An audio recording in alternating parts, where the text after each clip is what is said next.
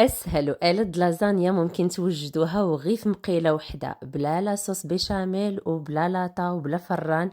غير في مقيله توجدوها كتجي لذيذه رائعه وسهله ومعلكه بالفرماج. اول حاجه غادي ناخذ واحد المقيله اللي تكون شويه غارقه وواسعه، كنوضع فيها شويه ديال زيت المائده. واول حاجه نديروها هي نقليو الكفته باش تعطينا مذاق لذيذ وزوين.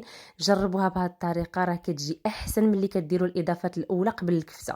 كنضيف ليها بصيله مشلضه مع الثومه، وكنضيف واحد البورو وواحد القرعه خضراء محكوكه، وكنشحرهم مزيان حتى كينزلوا. كنضيف 3 ديال الحبات ديال الطماطم اللي محكوكين، وكنضيف واحد الحك ديال الكولي الطوماط. التوابل عندي هنا ملحه، ابزار، بابريكا والزعتر. كاس د الماء ونخليها كطيب على خاطرها.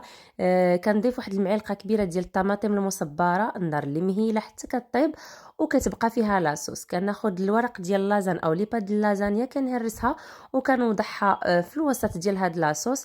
ما نخليهمش لاصقين مع بعضياتهم. كنغطيها وكنخليها كطيب على خاطرها. الا احتاجت نزيد شويه د الماء. هنا من بعد ما طابت كنزيد واحد 20 سنتيلتر ديال الكريمه، كنعوض بها البيشاميل وكتعطيها مذاق رائع. كنزيد شويه ديال الجبن الموتزاريلا من الفوق، كندير واحد الرشيشه ديال الاعشاب المنسمه وكنخلي هذا الجبن كيتعلك. وها هي الوجبه ديالنا واجده، كتجي لذيذه معلكه رائعه. نساو عليا الطريقه القديمه وجربوا هذه الطريقه الجديده لذيذه ما تشبعوش منها وبالصحه والراحه.